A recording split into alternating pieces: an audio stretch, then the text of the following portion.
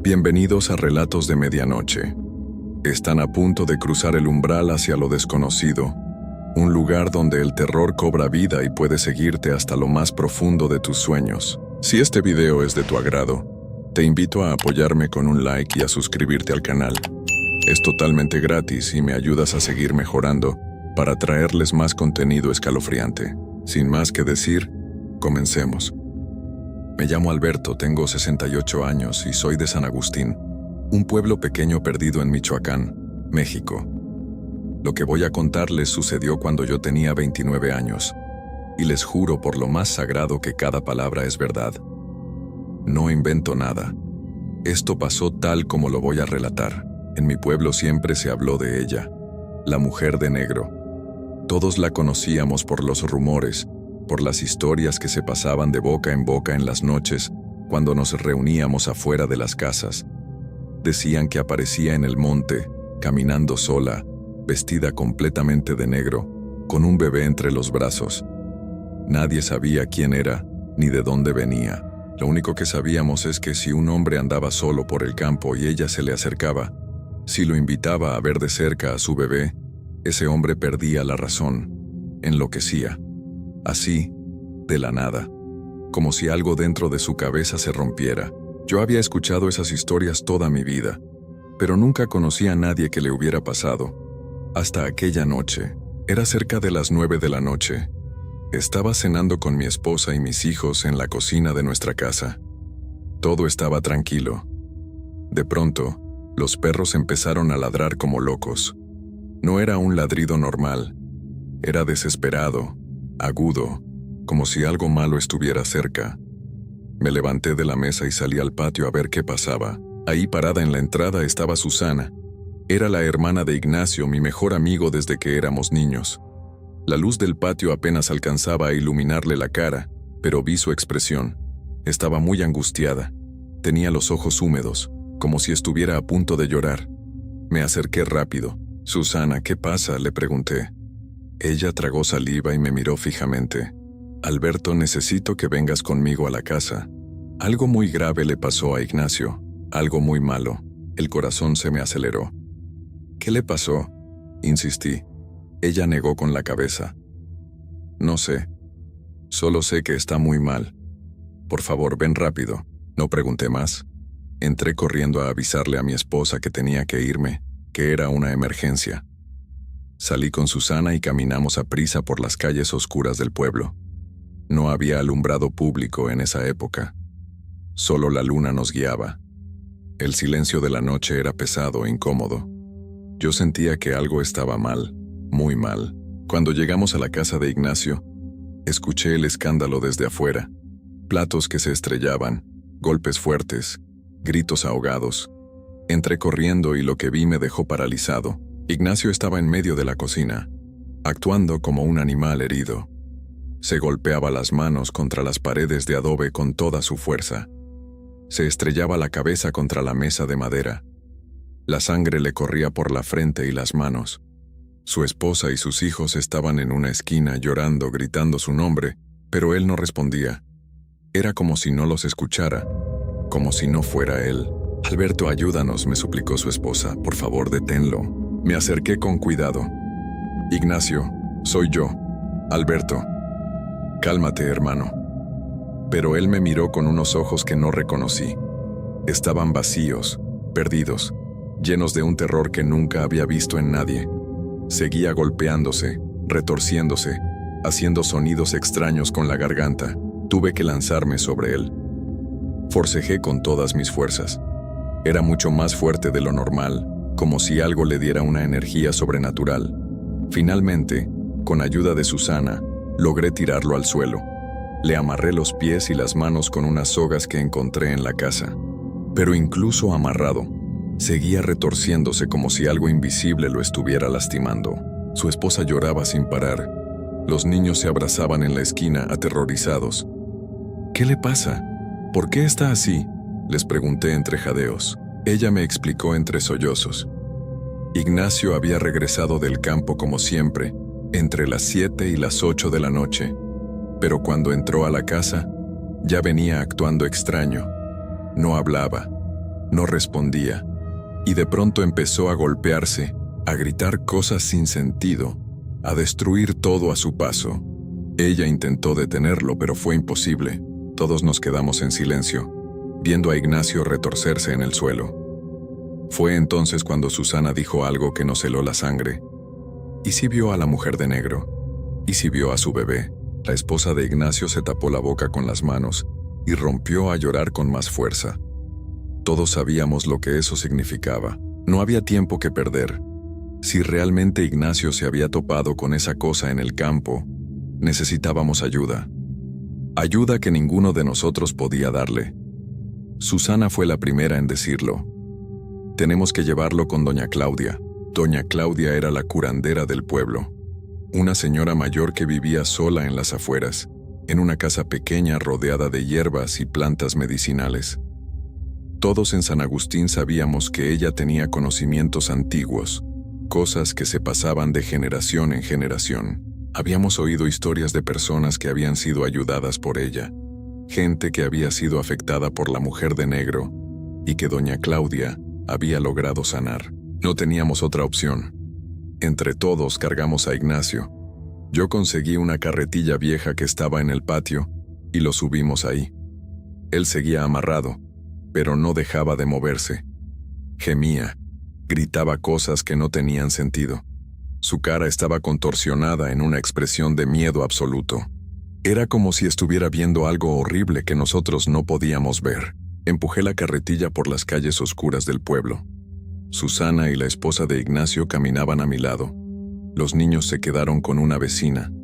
El camino se me hizo eterno. Cada vez que miraba hacia abajo y veía a mi amigo retorciéndose, con la sangre seca en su cara, con esos ojos perdidos, sentía que el miedo me apretaba el pecho. Yo traté de hacerme el valiente, pero por dentro estaba muerto de miedo. Nunca había visto a nadie actuar así. Nunca. Cuando llegamos a la casa de doña Claudia, toqué la puerta con fuerza. Ella tardó unos minutos en abrir. Era una mujer de unos 70 años, pequeña, con el cabello completamente blanco recogido en un chongo. Sus ojos eran oscuros pero llenos de una calma extraña. Cuando vio a Ignacio en la carretilla no preguntó nada, solo asintió y nos hizo una seña para que entráramos. La casa olía a hierbas quemadas y a algo dulce que no pude identificar. Había velas encendidas por todas partes. Bajamos a Ignacio de la carretilla y lo sentamos en el suelo de tierra de la sala. Él seguía retorciéndose, jalando las sogas que le sujetaban las manos y los pies. Doña Claudia se arrodilló frente a él y lo observó en silencio durante lo que me parecieron horas, aunque probablemente fueron solo unos minutos. Luego levantó la vista hacia nosotros y dijo con voz firme: «Este pobre cristiano se topó con la maldad en el campo. Sí, él vio esa condenada cosa y lo está dejando sin juicio». La esposa de Ignacio empezó a llorar otra vez. Doña Claudia levantó una mano para calmarla. «Voy a hacer lo que pueda. El suceso está fresco todavía, eso es bueno. Pero necesito que todos se queden callados y quietos. No importa lo que vean, no deben interrumpir». Asentimos en silencio. Doña Claudia se levantó y fue a una mesa llena de frascos y manojos de hierbas secas.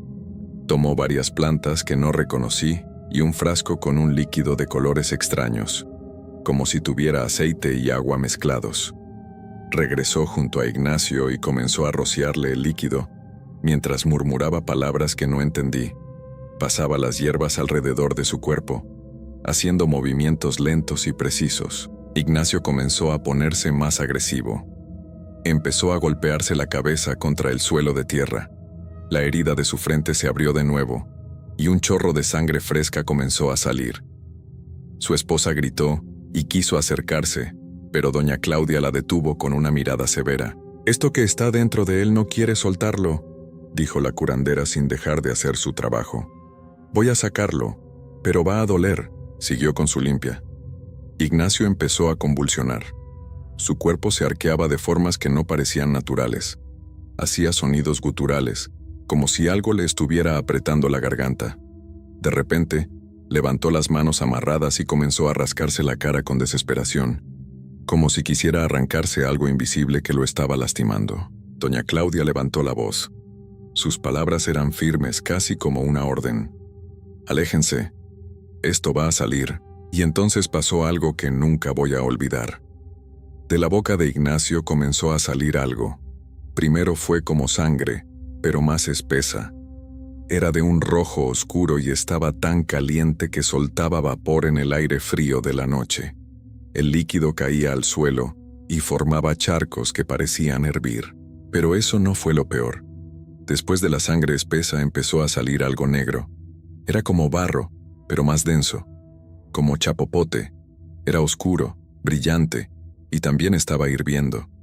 Salía de su boca a borbotones, haciendo burbujas que explotaban con un sonido húmedo y horrible. El olor era insoportable. Era como carne quemada mezclada con algo dulce y podrido. Ignacio seguía convulsionando.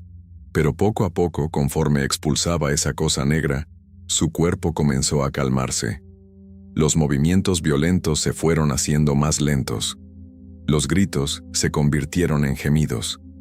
Y finalmente, cuando terminó de expulsar todo ese líquido negro y espeso, simplemente se quedó quieto. Cerró los ojos y se durmió como si nada hubiera pasado. Doña Claudia se quedó de rodillas junto a él, respirando con dificultad. El esfuerzo había sido enorme. Con cuidado, tomó unas hojas secas del suelo y comenzó a recoger esa masa negra que había salido de la boca de Ignacio. La juntó toda en un montón. Luego sacó unos cerillos de su delantal y le prendió fuego. Lo que pasó después me dejó helado. Esa cosa ardió como si fuera gasolina pura. Las llamas saltaron hacia arriba, altas y azules, con un chasquido violento. El olor se hizo más fuerte, más penetrante. Tuvimos que taparnos la nariz y la boca. Las llamas consumieron todo en segundos, dejando solo cenizas negras y un humo espeso que se elevó hacia el techo. Doña Claudia se persignó y murmuró una oración. Luego nos miró a todos. Ya está. Lo que sea que lo tenía agarrado ya salió. Ahora hay que dejarlo descansar. Entre todos cargamos a Ignacio, que seguía dormido, y lo llevamos de regreso a su casa. Lo acostamos en su cama. Su esposa le limpió la sangre de la cara y las manos con agua tibia. Los niños se acercaron con miedo, pero cuando vieron que su padre respiraba tranquilo, se calmaron un poco. Ignacio durmió toda la noche y todo el día siguiente. Cuando finalmente despertó, estaba confundido. No recordaba nada. Nada de lo que había pasado. Le preguntamos si había visto algo extraño en el campo, si se había topado con alguien. Él negó con la cabeza. Decía que solo recordaba estar trabajando y luego despertar en su cama con un dolor de cabeza terrible. Nunca recordó haber visto a la mujer de negro. Nunca recordó al bebé. Y nunca supo que estuvo a punto de perder la razón para siempre. Con el tiempo Ignacio volvió a su vida normal. Regresó al campo, siguió trabajando, siguió cuidando de su familia. Pero algo cambió en él. A veces, sin razón aparente, le daban ataques. Su cuerpo se ponía rígido, empezaba a temblar y caía al suelo. Los doctores dijeron que eran ataques de epilepsia.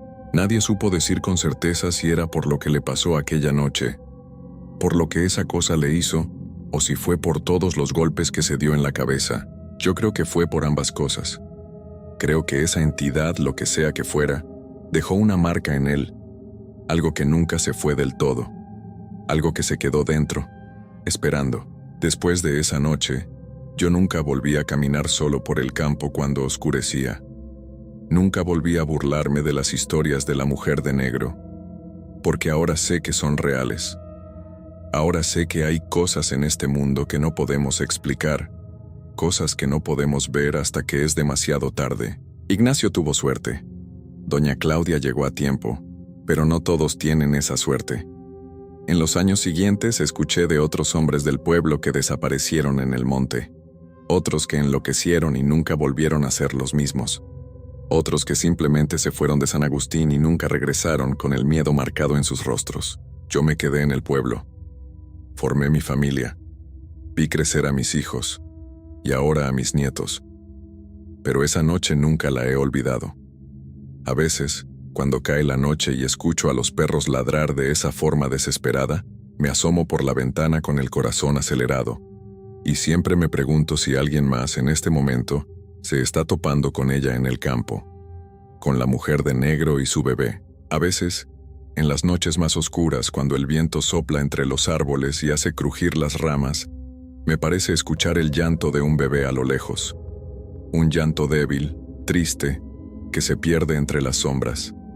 Y entonces cierro las ventanas, apago las luces y rezo para que ningún hombre del pueblo esté caminando solo por ahí afuera, porque si la mujer de negro lo encuentra, si lo invita a ver a su bebé de cerca, puede que nunca regrese, o peor aún, puede que regrese, pero que ya no sea él, que solo sea un cascarón vacío de lo que alguna vez fue, con algo oscuro y terrible viviendo dentro de él. Esta es mi historia. La historia de lo que vi aquella noche cuando tenía 29 años. No la cuento para asustar, la cuento para advertir. Para que quien me escuche sepa que hay cosas en este mundo que es mejor no buscar. Cosas que es mejor no ver. Porque una vez que las ves, una vez que te encuentras con ellas cara a cara, ya nunca vuelves a ser el mismo. Y esa oscuridad, esa maldad nunca te olvida, nunca te suelta del todo. Siempre está ahí, esperando, en las sombras, lista para regresar. Me llamo Agustín, tengo 22 años y soy de un pueblito en el norte de México. Llevo varios años trabajando en ranchos, cuidando animales, y puedo decir que conozco bien ese oficio. Nunca me ha dado miedo la soledad ni pasar noches en el campo. Pero lo que me pasó hace unos meses cambió por completo mi forma de ver las cosas. Todo comenzó cuando don Héctor, un hacendado de la región, me ofreció un trabajo. Necesitaba a alguien que le cuidara 100 cabezas de ganado durante 5 días con sus noches. El rancho quedaba bastante alejado del pueblo, en unos terrenos enormes rodeados de cerros y matorrales. El pago era bueno, y el trabajo parecía sencillo. Las vacas tenían agua y comida suficiente.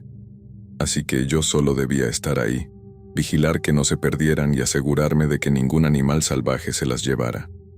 Aunque eso último era difícil, porque con tantas vacas juntas, los coyotes y pumas suelen mantenerse lejos. Acepté sin pensarlo mucho. Don Héctor me llevó al lugar en su camioneta. Durante el camino me explicó dónde estaba todo, me mostró la casa de campaña donde dormiría y me señaló los límites del terreno. Pero justo antes de irse, se puso serio. Me miró directo a los ojos y me dijo que tenía que darme 3 reglas muy importantes. Me dijo que eran para cuidar mi vida y la del ganado. La primera regla era no salir de la casa de campaña bajo ninguna circunstancia durante la noche. La segunda era no hablar con nadie que apareciera por ahí, sin importar quién fuera o qué me dijera. Y la tercera era no tocar ni mirar fijamente a ninguna persona o animal que me pareciera extraño o fuera de lugar. Recuerdo que me quedé callado tratando de entender por qué me decía eso. Don Héctor notó mi confusión y agregó algo que me heló la sangre. Me dijo que esas reglas eran vitales para que yo saliera vivo de ahí. No me dio más explicaciones. Solo subió a su camioneta y se fue, dejándome ahí parado con un nudo en el estómago. La primera noche fue tranquila. Cené algo sencillo, revisé que las vacas estuvieran bien y me metí a la casa de campaña temprano. Me quedé dormido escuchando el canto de los grillos y el ocasional mugido de alguna vaca. Pero en la madrugada algo me despertó. Un mugido fuerte, distinto a los demás. Sonaba como si una vaca estuviera asustada o en peligro.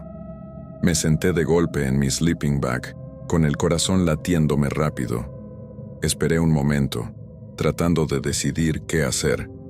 Volví a escuchar el mugido, esta vez más cerca, ¿ves? Agarré mi linterna y me asomé por la entrada de la casa de campaña. La luz de la luna iluminaba el campo, y a lo lejos, alejada del resto del ganado, vi a una vaca negra. Junto a ella, había una persona de pie. No podía ver bien quién era, pero por la silueta parecía ser una mujer. Me pareció rarísimo. Todas las vacas deberían estar juntas, descansando, y nadie tenía razón para estar ahí a esa hora de la madrugada. Pensé que tal vez era alguien que quería robar el ganado. Me puse los zapatos rápido y salí de la casa de campaña con la linterna en una mano y mi machete en la otra. Empecé a caminar hacia donde estaban la mujer y la vaca. Cuando me acercaba, la mujer volteó hacia mí. No pude ver su cara bien porque estaba en la sombra, pero escuché su voz con claridad. Me dijo buenas noches, así nomás. Como si fuera lo más normal del mundo estar ahí a las 3 de la madrugada. Sentí un escalofrío que me recorrió la espalda. De repente me acordé de las palabras de don Héctor. No hablar con nadie que apareciera por la noche. Y específicamente me había dicho que tuviera cuidado si era una mujer. Me quedé paralizado, sin saber qué hacer. La mujer no se movía, solo me miraba desde la oscuridad. Respiré hondo y decidí hacer caso a la regla. Le di la vuelta y regresé a la casa de campaña sin decir ni una palabra. Mientras caminaba de vuelta, traté de calmarme pensando que ningún ladrón saludaría así, de manera tan tranquila y educada. Algo no cuadraba. Antes de meterme a la casa de campaña, se me ocurrió hacer algo. Alumbré con la linterna hacia donde estaba el resto del ganado y empecé a contarlas. 1, 2, 3, 4. Seguí contando despacio, tratando de no equivocarme. 10, 20, 30. Mi corazón latía cada vez más rápido. 50, 60, 70. Cuando terminé de contar, me quedé helado. Todas las 100 vacas estaban ahí, durmiendo tranquilas en su lugar. Todas. Volví a contar para estar seguro. 98, 99, 100. No me había equivocado. Si todas las vacas estaban ahí descansando, entonces ¿qué era esa vaca negra que había visto con la mujer? Esa pregunta me dio más miedo que todo lo demás. Entré corriendo a la casa de campaña y cerré la entrada lo más rápido que pude. Puse mi machete al lado y agarré bien fuerte la linterna. Me senté en el suelo, tratando de respirar despacio y calmar mis nervios. Intenté convencerme de que tal vez había contado mal, que estaba cansado y confundido, pero entonces escuché pasos afuera. Pasos lentos que se acercaban a la casa de campaña. Me quedé completamente quieto, sin hacer ruido. Los pasos se detuvieron justo afuera. Después escuché algo que nunca voy a olvidar. Eran 2 voces de mujer platicando entre ellas, pero no hablaban español. No hablaban ningún idioma que yo conociera. Eran sonidos raros, como un murmullo extraño que subía y bajaba de tono. A veces sonaban como palabras, otras veces como gruñidos o silbidos, y se reían. Se reían de una forma que me ponía la piel de gallina. El miedo me tenía agarrado del pecho. No podía moverme. Solo podía escuchar esas voces horribles que seguían platicando justo afuera de donde yo estaba. Cerré los ojos y traté de rezar en mi mente, pero no me salían las palabras. De repente, la casa de campaña comenzó a moverse. Primero fue suave, como si el viento la estuviera empujando, pero luego se volvió más fuerte. La lona se sacudía de un lado a otro, y yo sentía que en cualquier momento se iba a caer todo encima de mí. Las estacas crujían como si fueran a salirse de la tierra. Las voces se volvieron más fuertes. Una de ellas comenzó a reírse, pero no era una risa normal. Era la risa de una mujer muy vieja, una risa burlona y cruel que me taladraba los oídos. Sentí que se me erizaba todo el cuerpo. Me asomé apenas por una rendija de la lona, y lo que vi me dejó sin aire. Ahí estaban, la mujer y la vaca negra. Pero la vaca ya no estaba en 4 patas como los animales normales. Estaba parada en 2 patas, como si fuera una persona, y junto con la mujer, estaban empujando la casa de campaña, moviéndola de un lado a otro mientras se reían. En ese momento supe que no eran personas normales. Supe que eso que estaba ahí afuera era algo que no debería existir. Algo malo. Soy una persona muy creyente. Mi mamá siempre me enseñó a rezar cuando tuviera miedo. Así que hice lo único que se me ocurrió. Me hinqué en el suelo de la casa de campaña, saqué mi navaja y dibujé una cruz en la tierra. Puse mis manos juntas y empecé a rezar el Padre Nuestro. Al principio lo rezaba en mi mente, pero las cosas afuera se ponían cada vez peor. La casa se movía más fuerte, las risas eran más escandalosas, y sentía que en cualquier momento iban a entrar. Así que empecé a rezar en voz alta, luego más fuerte, y terminé gritando las oraciones con todas mis fuerzas, una tras otra, sin parar. Padre nuestro que estás en los cielos, Ave María Purísima. Dios te salve María. Gritaba las oraciones para que esas cosas me escucharan, para que supieran que no iba a dejar que me hicieran daño. Las lágrimas me corrían por la cara del miedo, pero no dejé de rezar ni un segundo. No sé cuánto tiempo pasó. Tal vez fueron 10 minutos, tal vez 15, pero se sintieron como horas eternas. Poco a poco los movimientos de la casa de campaña se fueron haciendo más lentos. Las risas se fueron alejando.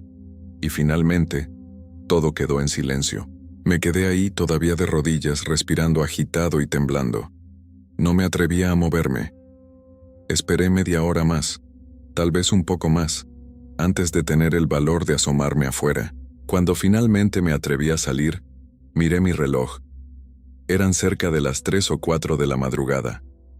Todavía faltaba mucho para que amaneciera. Agarré mi linterna y mi machete y salí despacio de la casa de campaña. Mis piernas temblaban tanto que casi no podía caminar bien. Afuera todo estaba completamente en silencio. El aire estaba quieto, sin una sola brisa. Alumbré hacia donde estaba el ganado y todas las vacas seguían ahí, durmiendo tranquilas como si nada hubiera pasado, como si no hubieran escuchado todo ese escándalo que acababa de ocurrir. Respiré profundo tratando de calmarme.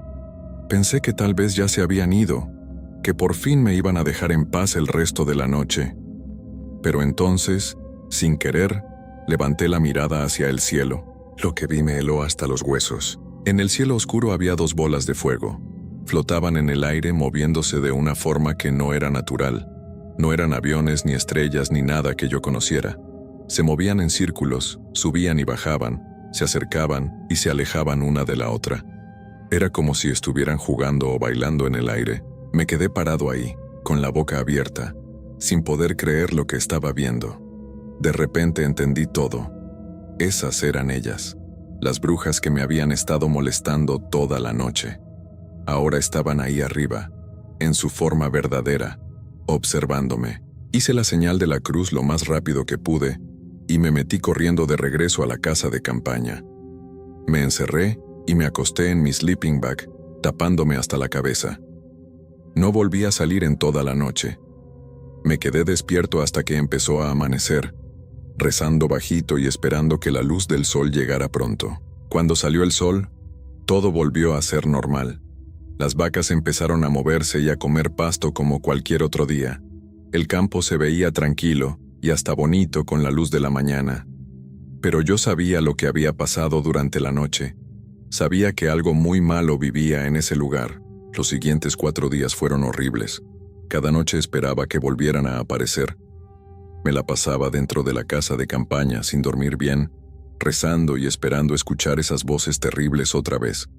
Pero no regresaron. O tal vez sí estaban ahí, pero como ya no salía ni hablaba con nadie, no me molestaban. Cuando por fin terminaron los 5 días, don Héctor llegó por mí en su camioneta. Apenas lo vi, le conté todo lo que me había pasado. Le hablé de la mujer, de la vaca negra que caminaba en 2 patas, de las voces extrañas, de cómo movieron la casa de campaña y de las bolas de fuego en el cielo. Don Héctor me escuchó sin interrumpirme. Cuando terminé de hablar, asintió con la cabeza como si ya supiera todo eso. Me dijo que por eso me había dado las reglas desde el principio. Me explicó que en ese rancho siempre habían pasado cosas raras por las noches y que las brujas rondaban por ahí buscando a quien molestar o llevarse. Me dijo que al parecer yo había cumplido las reglas, porque si no, no estaría vivo para contarlo. Sus palabras me dejaron frío. Pensé en lo cerca que había estado de salir a hablar con esa mujer, de acercarme más a esa vaca extraña. Si lo hubiera hecho, quién sabe qué me habría pasado. Pasaron varios meses antes de que don Héctor me volviera a llamar para el mismo trabajo.